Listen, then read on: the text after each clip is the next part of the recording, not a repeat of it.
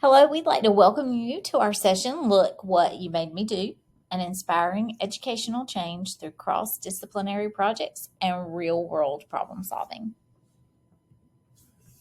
All right, so some webinar housekeeping. We do want to make sure that you can hear and see everything. We've shared the presentation with you through Bitly. You won't see us because we didn't turn our camera on, but we do have all of our information here for accessing the presentation and reaching out with questions.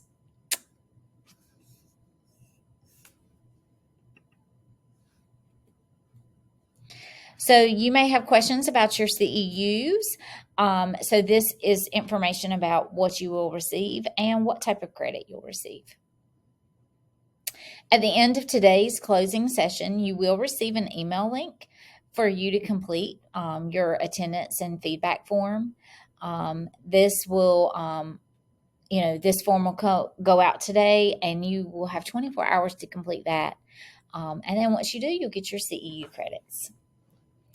So we'd like to take just a minute to introduce ourselves. My name is Colleen Graham. I am an educational technology specialist with Wayne County Public Schools. And I'm Melissa Edgerton. I'm a principal with Wayne County Public Schools. And today we're going to focus on these two ISTE standards, the Designer Standard for Educators and the Knowledge Constructor Standard for Students. So as we've already shared, there will be the attendance and feedback form that will be sent out to you following the final session of the day. And it will give you your certificate for your CEUs. So again, we'd like to welcome everyone. We are Colleen Graham and Melissa Edgerton from Wayne County Public Schools. We are thrilled to have you join us for this session on a fearless educational journey. As educators, we are passionate about innovative teaching methods.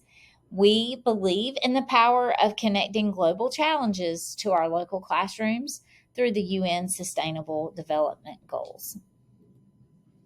So in this session, we will explore how to create impactful cross-disciplinary projects that not only engage students, but also foster critical thinking, collaboration, and a sense of global citizenship.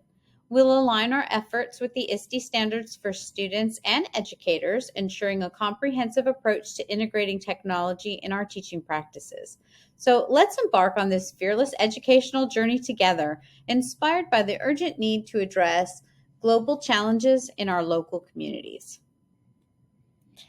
So our objectives today include learning how to create cross-disciplinary projects that address real-world problems while integrating the ISTE standards and fostering critical thinking, collaboration, and global citizenship. So let's start by learning about the UN Global Goals. If you aren't familiar with them, the UN Global Goals are also known as the Sustainable Development Goals, or SDGs. They are a set of 17 interconnected goals that are designed to help ensure a better, more sustainable future for everyone by the year 2030. And that's only a few more years away. It makes me want to light a fire and get our kids and their out-of-the-box thinking working on these. So these are the 17 goals. You can get to them in a variety of ways. You can go directly to the United Nations website. You can also utilize globalgoals.org. It is strictly based on these goals. And then we have the Lazy Person's Guide to Saving the World. Which makes you chuckle every time. It does, every time. All three of these share a lot of the same resources, and they are very similar. So I'll also share a Wakelet with you at the end of this that has more links and resources. And I'll also be inviting you to continue to collaborate with us and share by adding lessons and materials that everyone can benefit from. So when you're getting started and want to introduce a goal to work on, These are some great resources to dive into. Both of these are hyperlinked here, and you are free to pause or to click around as I'm talking. World's Largest Lesson is a huge bank of resources. They have lesson plans, there's downloadable resources that you can use with your students. There's just lots of information there. And then Gapminder, I really like this one. When you go to Gapminder, you pick one of the goals and it will ask you a multiple choice question. When you answer it, it tells you if you're right or more likely you are wrong. It tracks the data and then explains why we have the misconceptions that we have, why the goal is important, what needs to be done to fix the problem. It's a very good way to hook the kids and build that empathy in them and taking a look at their misconceptions. So I absolutely love this. There are some other features there as well, like data visualizations that you can share with students to help them form a clearer picture. So again, feel free to pause now or at any time and explore the resources before you move on. So, as you consider which goals to focus on, start with a goal that your students can relate to. What matters to them personally? So, also consider whether or not it would be actionable within your classroom or community. So, let's talk about some of the goals and how we might approach them. So the first one we're going to talk about today is quality education, goal 4. And this one may be one of the lowest hanging fruits. They're all learners in school, so they can all relate to the need for a quality education. As they dig into the goal, you probably want them to decide how to solve it, of course, but possible options could be things like the students starting their own peer tutoring programs in your school or awareness campaigns about educational disparities. Clean water and sanitation is goal 6. We all need clean water. So, this is another easy one for students to work with. It can also tie into the curriculum in a variety of ways. Some activities could be water conservation projects. You could take a field trip out to your local water supply and take a tour and hear about how they keep the water safe. They can also make posters and presentations about the importance of clean water. What happens if you give contaminated water to a plant? What if it's a farmer's field? What effects will this have on the local food web? And you can go from one plant being contaminated to more and just keep expanding it out and talking about the ripple effects of these things. Responsible consumption and production is all about consumer waste. You could tie it to math and have them conducting waste audits. You can let them get creative and make upcycled art or put the materials into a makerspace in your library for them to use or for STEM challenges. Or you could have them learning how to upcycle and reuse. You just need buckets of water and screens if you want to teach them to recycle paper from recyclable materials, for example. So, climate action is goal 13. It is all about global warming. Students hear about this, and a lot of them, as they get older, are aware of the changes from year to year. We may hear them talk about how it's hotter than it used to be, or we haven't had snow in years. Or maybe they've even seen the news and weather forecasters are calling for a volatile hurricane season. The younger students, they will get upset sometimes when they hear and see videos that their polar bears are running out of Arctic ice because it's melting. Again, all of these goals are interconnected, so this can even connect to 12 as well. And you can do recycling and waste reduction. It's a great one for science projects. And students can participate in environmental cleanup events. This could even be as simple as having them clean up the school grounds. They may clean up the classroom. You could even have them sort trash in the classroom to between recyclables and non-recyclables. Life below water is very popular here where we're close to the coast, but I'm sure your kids would be just as excited to save a sea turtle as ours are. You could also do rivers and lakes, whatever bodies of water are nearby. They could do science experiments, testing the water, get them the little pH strips. They could participate in cleanup campaigns. And you may not be able to take your kids on a field trip to the Great Barrier Reef, but you can absolutely take them there on a virtual field trip using VR tools. So, the last one that I want us to mention today is life on land. This ties directly back into a lot of science curriculum, studying ecosystems and biodiversity. They can plant trees, create school gardens, and green spaces, which can even tie back into health and nutrition, cooking, and measuring. They can study local wildlife and habitats. Field trips out into nature are always a big hit with students. And they can research the local biodiversity and talk about the importance of conservation. Just think about Yellowstone. They eliminated the wolves to save the deer. Well, what happened as a result? Coyotes were killing everything. The deer were killing the trees, the birds left, the waters dried up, and the animals left. They brought wolves back to Yellowstone, and the balance has slowly come back. The plants and animals are back, and everything is great again. Now compare this to our own local system. What do we have here around us? What happens if we take just one small thing away? Let kids figure that out so that they can understand the importance of taking care of the natural world around them and the conservation efforts. All right, so digital tools to drive this global change. This is where the fun and excitement come in. So, collaborative platforms are a great way to get your students communicating, sharing, and working together, learning with and from each other. You're probably already familiar with most of these platforms.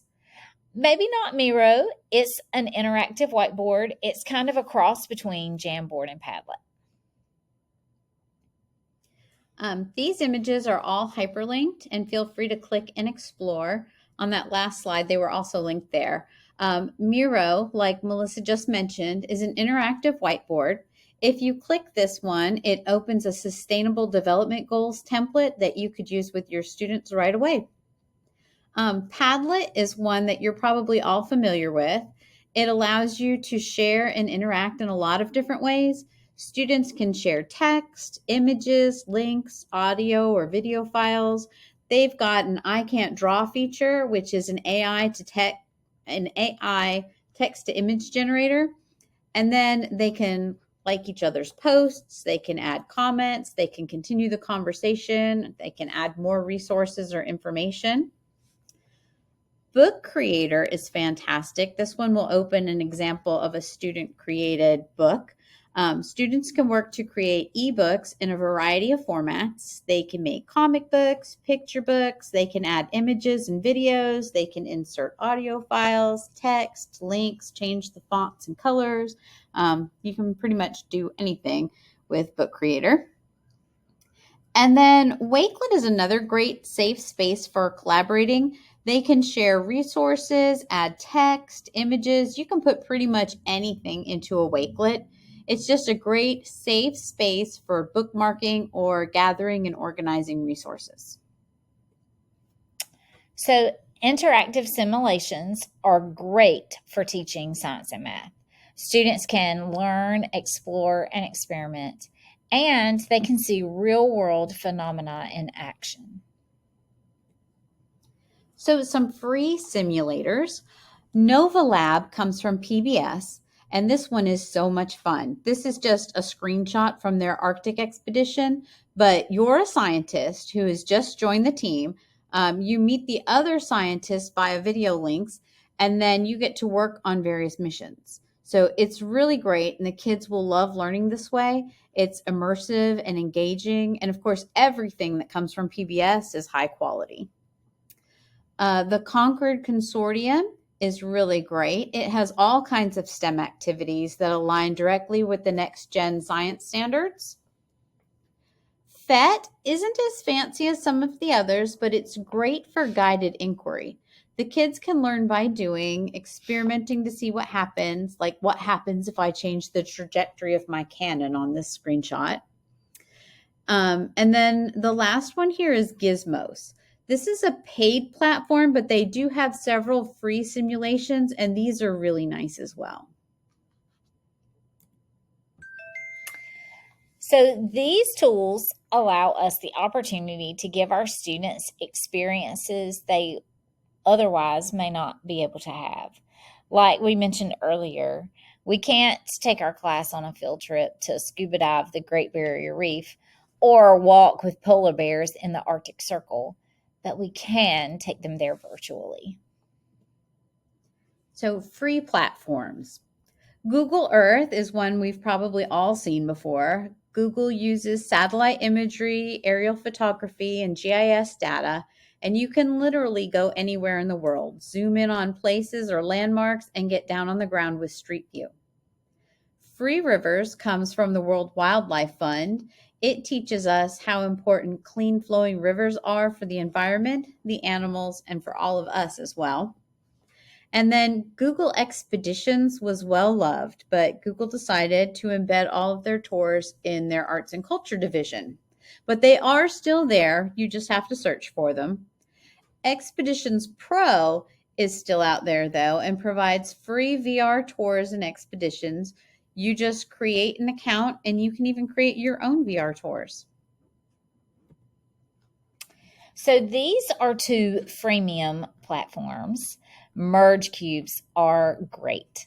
Kids can hold them in their hands and they actually see and manipulate whatever it is they are looking at when they're looking through their devices. CoSpaces is another great program. Students can build their own models or worlds and then explore them in augmented reality. Data analysis tools are great for our older kids who are doing more complicated data collections. These are tools that can help them visualize or represent the data that they're collecting through their research or experiments. If this strikes your interest, our friend Heidi Barber is doing a session on creating data dashboards with Looker Studio, and you could totally use what she shows you with your students. They just pull the data in through a Google form or sheet, and it automatically updates the information on their Looker Studio. And they can see, compare, and discuss the changes. For your own data, you could use your Google Sheets or just upload CSV files right from your platforms to let it sort and have visual data walls. So be sure to check out her session. So these are all very similar and they work about the same. Looker Studio is Google's version. Power BI is Microsoft based. Both of these are free, but keep in mind they were made for businesses. So our students probably won't need to do more than scratch the surface of what these can produce. But your tech savvy or your highly analytical students can take deep dives into these programs. Tableau is another platform available. Their Tableau Public is their free version, but anything you make there is public. So you would have to be very careful to not share any personally identifiable information. So creation is a very important aspect of student learning. And it's one that often gets overlooked because of time. We don't have a lot of time between teaching, learning, and dreaded testing. So Adobe is great. You can have a free Adobe Creative Cloud account, which gives you a wide variety of tools. There's also Adobe for Education, which is free for teachers and their students and gives you even more tools. Your district has to sign up for this, apparently. I have actually struggled for years to get one of these accounts, and I thought my problem was that I had created a cloud account, with my school email address, but it turns out that your district has to agree and ours had not. But we are finally getting it turned on for all of us this summer. So at any rate, either version will allow your students to create slide decks, videos, infographics, social media posts, posters, lots more. Originally, I'd also planned to talk about Flip here, but with their announcement of it being moved into Teams, it's now going to be much less accessible and kind of frustrating to use. So I decided to replace that with Padlet. Your kids can make a video clip of themselves that they can upload and post. And then others can still like or respond to them. It's not the same, but it's what we have that's easy and readily available. There isn't much of a learning curve, so students and teachers can hit the ground running with this tool. So this is another great resource for you or your students. Infiniscope is a NASA-funded project that is completely free for educators. You can search their content library of lessons and collections. They have a middle grades escape room, a variety of already made virtual field trips. One being spotlighted in the content library menu right now takes you to Alberta, Canada, and you can study the Northern Lights. They have several communities. There's a Google chat, a Facebook group, and Pinterest you can go to for help, to share your creations, or to see what others have created. All you need is a 360 camera, and they'll even let you borrow one. And we can't not talk about AI these days, so chatbots and virtual assistants. No matter how many questions your students have, these guys don't get tired of answering them. They don't get annoyed, they don't get frustrated, they just keep going.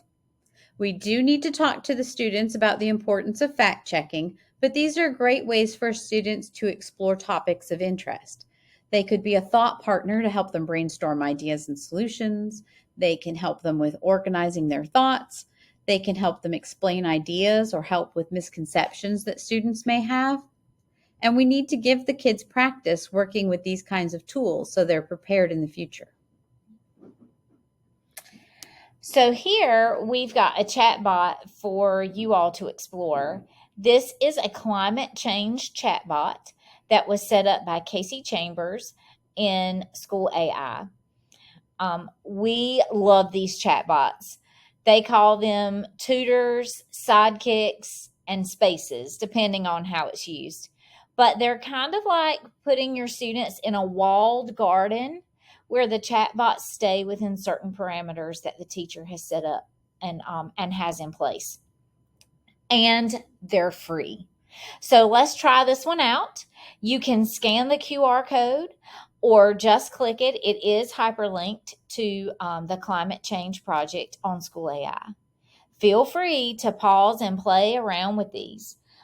It will begin by asking you your grade, and it will adjust the whole experience to fit that grade level. So you may want to explore more than one grade level. Mm-hmm.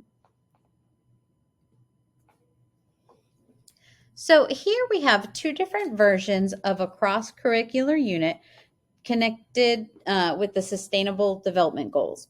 They are complete with the ISTE and curriculum standards, and they were created with the help of ChatGPT 4.0 and using the design thinking process. If you click the images, they will load a live link view so you can see it. If it's something that you're interested in having or tweaking, you can click the link to get a template that you can take and make your own. So with the time we have left, I'd like to invite you to start exploring and applying what we've talked about today. We can revisit the world's largest lesson and explore.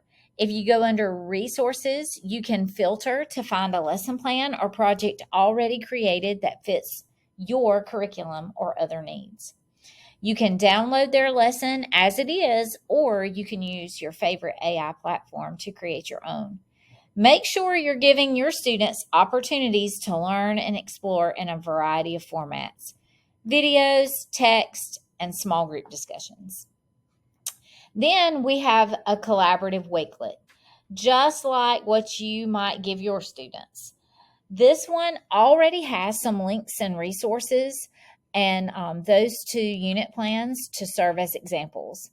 If we all share what we create, then there will be a whole bank that everyone can draw from and get ideas. And before you get to work, we'd love it if you would twixt about your learning. I don't know what they call it now. Is it a tweet anymore since it's X? I don't know.